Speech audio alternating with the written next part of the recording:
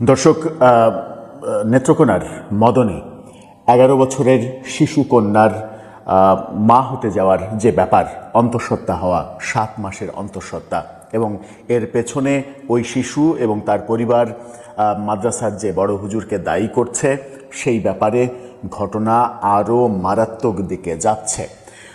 এই ঘটনা জনসম্মুখে যিনি এনেছেন এই শিশুর চিকিৎসক ডাক্তার সাইমা, তাকে নানা ধরনের হুমকি ধামকি অব্যাহত রয়েছে। গত রাতে, মধ্যরাতে এই ডাক্তার সাইমা লাইভে এসেছেন। লাইভে এসে তার নিজের জীবন শঙ্কার মধ্যে আছে এই ধরনের বক্তব্য দিয়েছেন। কে কিভাবে তাকে হুমকি দিচ্ছে, কিভাবে তাকে হ্যারেস করা হবে, মানে তিনি একসময় বলেছেন যে আমাকে যে অপদস্থ করা হচ্ছে ফোনে এবং ফেসবুকে, তাতে আমার স্বাভাবিক জীবন যাপন করা অসম্ভব হয়ে পড়েছে এবং আমাকে আত্মহত্যার দিকে ঠেলে দেওয়া হচ্ছে। এ ধরনের মারাত্মক অভিযোগ করেছেন। গত 4-5 দিনে অন্তত 12 থেকে 15টা এরকম ঘটনা গণমাধ্যমে চাঞ্চল্যের সৃষ্টি করেছে। ফেসবুক স্ক্রল করলেই, গণমাধ্যমে নিউজ খুঁজলেই যেন এই খবরগুলোই সামনে আসছে। এরকম ভয়ঙ্কর পরিণতির দিকে চলে যাচ্ছে আমাদের সমাজ। আমরা সেগুলো একটু আমাদের নজরে যেগুলো এসেছে সেগুলো নিয়ে কথা বলতে চাই। নেত্রকোনার মদন উপজেলার এই ব্যাপারটা তো বলতে চাই যে বক্তব্য দিয়ে আপনারা এই ভিডিওটা দেখা শুরু করলেন। শিশুর 11 বছরের শিশু কন্যার তার নিজের মুখের বক্তব্য।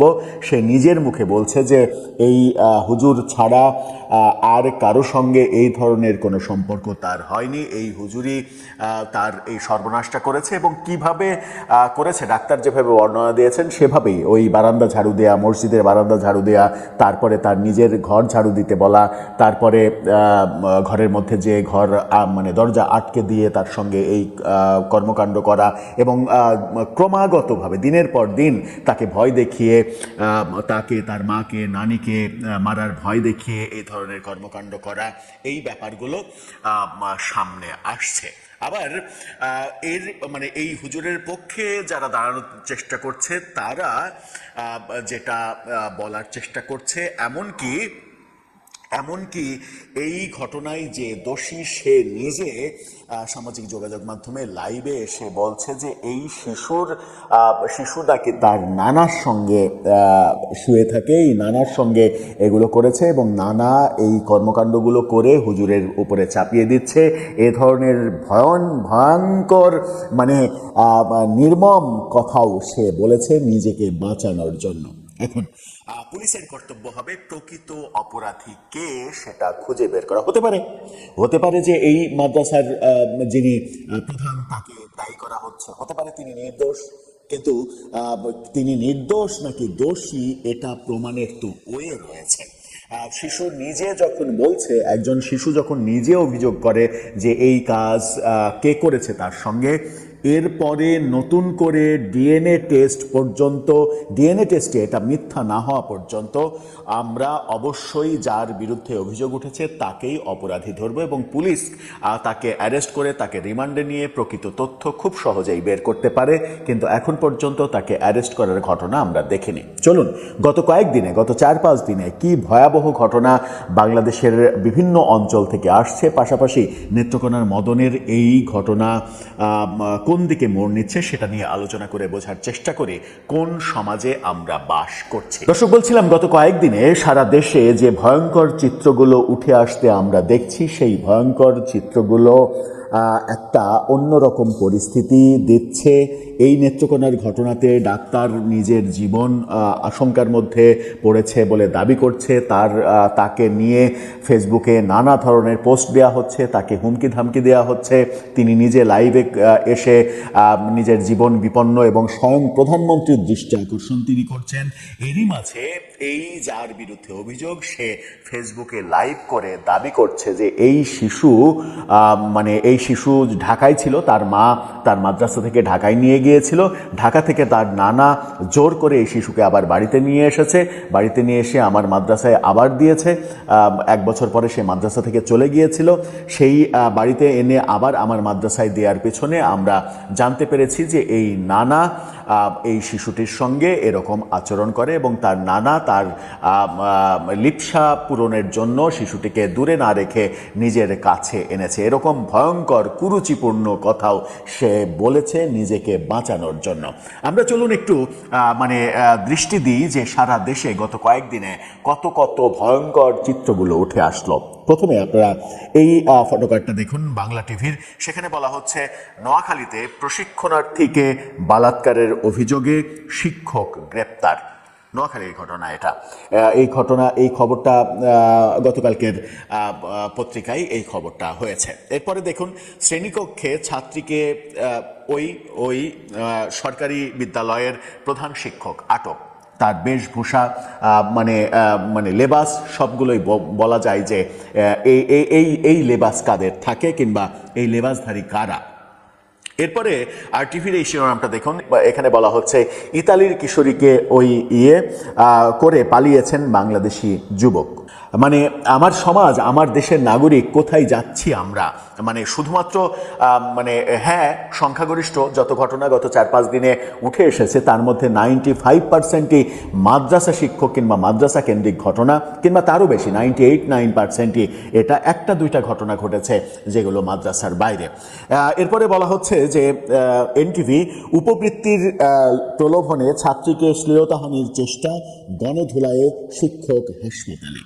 এর পরে ওই যে নির্মম ঘটনা নিয়ে আমরা আলোচনার সূত্রপাত করেছি নেত্রকোনার মদনে, সেই খবরটাও গণমাধ্যমে নানাভাবে আসছে।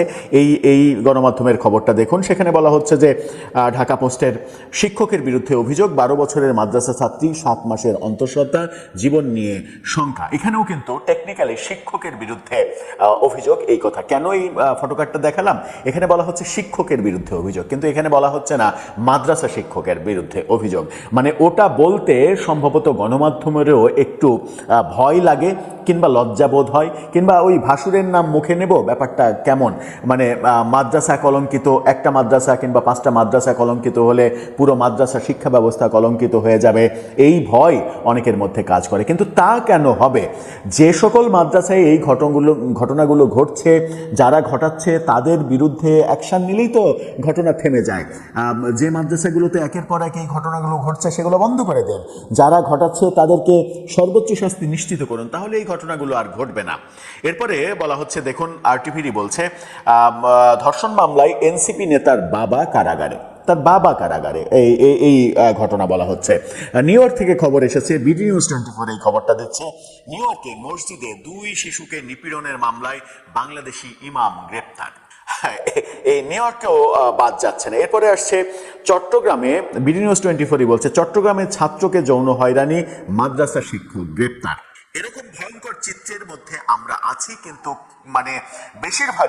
বেশিরভাগ ক্ষেত্রেই আমরা পুলিশকে নির্বিকার থাকতে দেখি। বিশেষ করে মাদ্রাসায় যখন বালাৎকারের ঘটনা ঘটে তখন পুলিশ গ্রেপ্তার করার অভিযানে যায় না, কিংবা পুলিশ নির্বিকার থাকে, এরকম ব্যাপার দেখি। অথচ আমরা দেখি যে পুলিশ ছাত্রলীগ ধরতে কিন্তু খুবই পটু। ছাত্রলীগ পাইলেই ধরে, ছাত্রলীগ যে কোনো ইস্যু পাইলে কিংবা না পাইলে তারা ধরে ফেলে। ওইটাতে বেশি ক্রেডিট পাওয়া যায় কিংবা বাহবা পাওয়া যায়, সেই কারণেই বোধহয় এই কাজটা করে। যেমন দেখুন যে এই ঘটনাটা ঘটেছে চট্টগ্রামে। অন্যান্য ঘটনা যখন চাঞ্চল্যের সৃষ্টি করছে, সেই ব্যাপারে পুলিশের নির্বিকার অবস্থা যখন দেখছি, তখন এই ঘটনাটা দেখুন, যেখানে বলা হচ্ছে হাটহাজারীতে বিশেষ অভিযানে যুবলীগ ছাত্রলীগের 10 নেতাকর্মী আটক। একদিন আগে একটা রেস্টুরেন্টে অভিযান চালিয়ে 14 জন ছাত্রলীগের নেতাকে রেস্টুরেন্টে তারা খাচ্ছে তাদেরকে গ্রেপ্তার করে নিয়ে গেল, যে তারা দেশবিরোধী কর্মকাণ্ড করছে। হ্যাঁ, অভিযোগ থাকলে সেটা নিশ্চয়ই গ্রেপ্তার করতে হবে, কিন্তু এই যে এত এত সমাজ ধ্বংসকারী ঘটনাগুলো ঘটছে, তাহলে পুলিশ কি করছে? এই যে মানে নেত্রকোনায় মদনেশ 11 বছরের শিশুকে 7 মাসের অন্তঃসত্ত্বা বানিয়ে দিল, তার ব্যাপারে এখন পর্যন্ত কেন গ্রেপ্তার হবে না ওই অভিযুক্ত ব্যক্তি? সে কিভাবে লাইভে এসে বরং আরও শিশুর পরিবারটিকে অভিযুক্ত করে এবং বলছে যে এই শিশুর চরিত্র ভালো না, এই শিশু সম্পর্কে বলছে এই শিশুর চরিত্র ভালো না, এই শিশু হিজাব পরে না, এই শিশু মানে ইয়া করে না, মানে কি বলে যে আমাদের নিয়ম মানে না, মাদ্রাসার নিয়ম মানে না, এই ধরনের বক্তব্য সে লাইভে এসে দিচ্ছে। ভিডিওটা আমাদের কাছে আছে, কিন্তু মানে তাকে হাইলাইট করার ব্যাপার এটা হয়ে যাবে, সেই কারণে এই ভিডিওটা বক্তব্যটা আপনাদেরকে শোনাতে চাচ্ছি না। আপনারা যারা শুনেছেন তারা শুনেছেন। এবার আসি এই নেত্রকোনার এই ঘটনাটাকে কেন্দ্র করেই দুটা ফেসবুক পোস্ট। এইটা দেখে নিন। আরিফুল ইসলাম নামে এক ভদ্রলোক ডাক্তার সাইমার ছবি এবং ওই অভিযুক্ত মানে লম্পটের ছবি দিয়ে, লম্পটের ছবিতে টিক মেরে ডাক্তার সাইমার ছবি ক্রস চিহ্ন দিয়ে সে ফেসবুকে পোস্ট দিয়েছে। তার মানে হচ্ছে যে এটা ডাক্তার সাইমাকে ইয়ে করার, কি বলে, আক্রান্ত করার কিংবা আক্রমণ করার যে চেষ্টা, সেই চেষ্টা আমরা দেখেছি যেটা ডাক্তার সাইমা নিজে মানে দাবি করেছেন। এরপরে আসুন দুইটা ছবি আপনাদেরকে দেখাবো। এক বৃদ্ধের ছবি, যার সাদা দাড়ি মেহেদি রাঙা রঙে সে রাঙায়িত করেছে, মাথায় সাদা টুপি, পরনে সাদা পাঞ্জাবি। এই ভদ্রলোকের বয়স, বাংলা টিভির এই স্ক্রিনশট দুটো দেখেন, এটা মানে বাংলা টিভির নিউজ থেকে নেয়া। 72 বছরের এই ভদ্রলোক মানে 4 বছরের শিশুকে মানে তার লাইফটাকে ধ্বংস করে দিয়েছে। 4 বছরের শিশুকে এই 72 বছরের বৃদ্ধ এই কাজ করেছে এবং তার বিরুদ্ধে এলাকাবাসী বলছে যে এর আগে বহুবার এ ধরনের কর্মকাণ্ড করে ধরা খেয়েছে, মার খেয়েছে, কিন্তু তবুও এ শুধরায় না। এই ব্যাপারগুলো হচ্ছে এবং এই ব্যাপারগুলো যখন হয় তখন ওই যে নেত্রকোনার ওই হুজুরের বিরুদ্ধে এরকম মানে অভিযোগ যখন আসে, তখন কেউ আবার ফেসবুকে এরকম পোস্ট দিচ্ছে, দেখছি যে হুজুর নাকি বলছে যে ইদানিং অনেক বেশি মাংস খাচ্ছি, মাংস খেয়ে শরীরে উত্তেজনা তৈরি হয়, উত্তেজনা কমানোর জন্য এখন মাংস খাওয়া বাদ দিচ্ছে, এরকম বক্তব্য ফেসবুকে প্রচার করা হচ্ছে। তো আমার মনে হয় যে তুই বেটা আরো বেশি মাংস খা, মাংস খেয়ে জীবনটাকে মাংসাশী করে ফেল, তাতে সমস্যা নেই। এই ছবিটা দেখুন, সেখানে বলা হচ্ছে মাদ্রাসার ছাত্রকে বলাৎকারের অভিযোগ, শিক্ষককে চুল কেটে ন্যাড়া করে দেয়া হচ্ছে। এর ভিডিওটা সামাজিক যোগাযোগ মাধ্যমে ভাইরাল হয়েছে, সেগুলো আপনারা হয়তো অনেকেই দেখেছেন। শিশুর বক্তব্য আমরা আপনাদেরকে দেখিয়েছি। এবার আসি আরও কিছু মজার ব্যাপারে। এই ফটোকার্ডটা দেখুন, সেখানে বলা হচ্ছে যে 3য় শ্রেণীর ছাত্রীকে ধর্ষণের চেষ্টা, মাদ্রাসা শিক্ষক আটক। এরপরে ডাক্তার সাইমা অন্তত 10টি স্ক্রিনশট শেয়ার করে একটা পোস্ট দিয়েছেন। ডাক্তার সাইমার এই পোস্টটা দেখে নিন। সেই পোস্টে তিনি বলছেন যে এ ধরনের কথাবার্তা আজকাল নিয়মিতই শোনা যাচ্ছে, বলা হচ্ছে অন্য কাউকে আল্লাহর ভয় দেখানো খুব সহজ, কিন্তু নিজেকেও যে আল্লাহর সামনে দাঁড়াতে হবে এই ফিকির কারো থাকে না।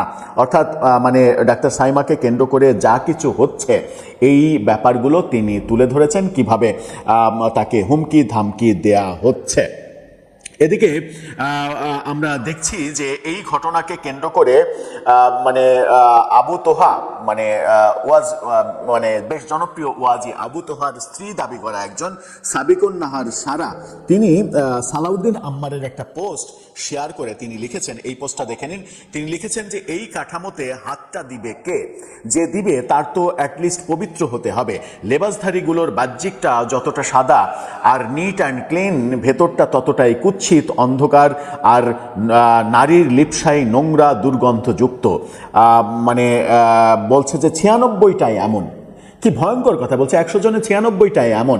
এরকম অভিযোগ কেন একজন নারী করতে পারবেন? কেন একজন নারী এই অভিযোগ করার মতো অধ্যত্ব দেখাবেন যদি বাস্তবতা এর থেকে একেবারে আকাশ পাতাল তফাৎ হয়? তারপরে তিনি বলছেন যে অন্যথায় দিনের ঝান্ডা আজ ভুলণ্ঠিত হতো না।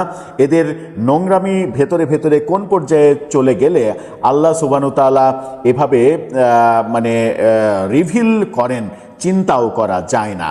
এই বক্তব্য তিনি দিচ্ছেন।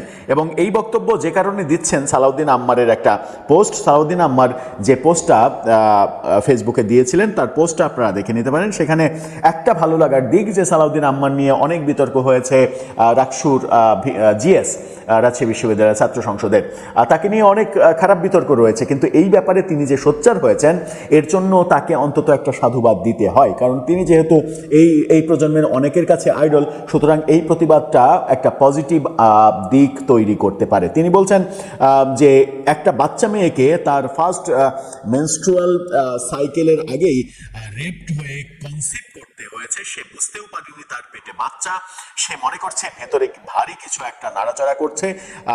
ধর্ষক মৌলবী তাকে হুমকি দিয়েছিল এই ঘটনা কাউকে বললে তাকে মেরে ফেলবে, সে কাউকে কিছু জানায়নি। যখন বাড়ির মানুষ বুঝলো ততদিনে পেটের বাচ্চাটার বয়স 7 মাস।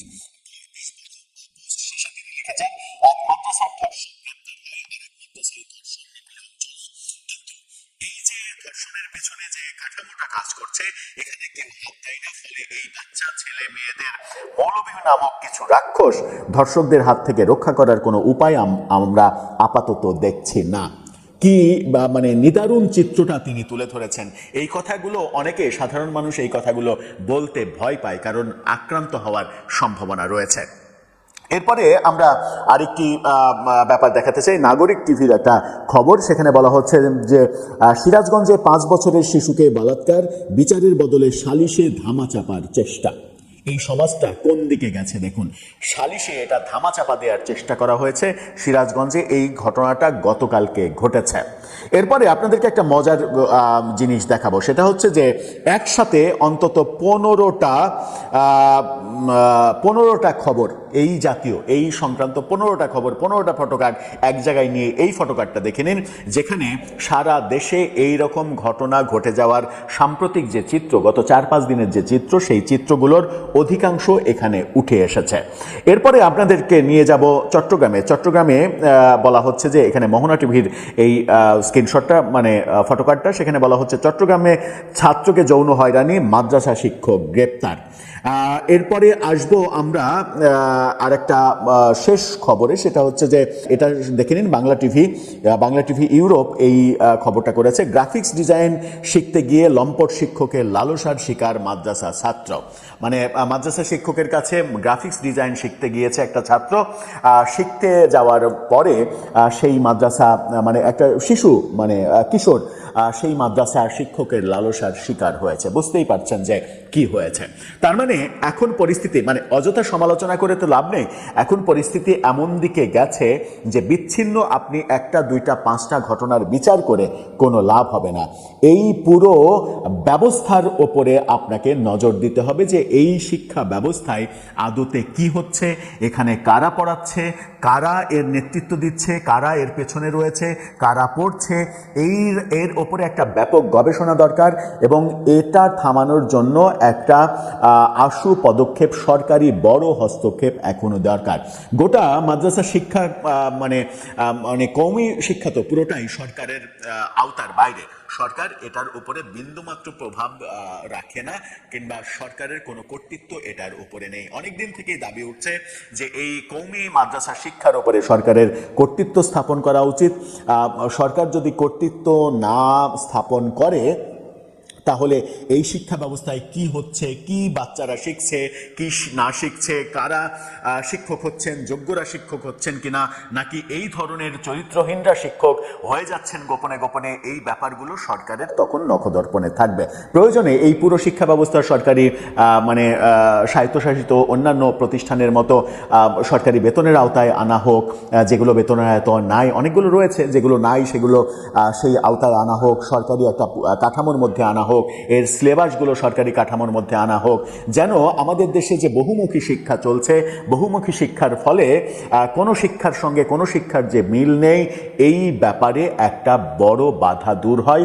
এবং শিক্ষা প্রতিষ্ঠানে মাদ্রাসার মতো পবিত্র নাম নিয়ে পবিত্র কর্মকাণ্ডের কথা বলে যে অপবিত্র কর্মকাণ্ডগুলো হচ্ছে কিংবা কেউ কেউ করার চেষ্টা করছে, যেটা এখন রীতিমতো ভাইরাস আকারে ছড়িয়ে পড়ছে সমাজে, সেখান থেকে আমাদের মুক্তি দরকার। দরকার এবং অতি অবশ্যই ওই নেত্রকোনার মদনে যে ঘটনাটা ঘটেছে তার জন্য অভিযুক্তকে গ্রেপ্তার করে রিমান্ডে নিয়ে প্রকৃত তথ্য বের করতে হবে। রিমান্ডে এনে তাকে বোঝাতে হবে যে তখন সে ওই শিশুর নানার কথা বলে নাকি নিজের অপকর্মের কথা বলে। আর যে ডাক্তার এই তথ্য বাইরে এনেছেন সেই ডাক্তার দাবি করছেন তার জীবন আশঙ্কার মধ্যে, সুতরাং তার নিরাপত্তা দেওয়াও রাষ্ট্রের দায়িত্ব। দর্শক, আপনার মতামত এই ব্যাপারে জানিয়ে লিখতে পারেন আমাদের কমেন্ট বক্সে।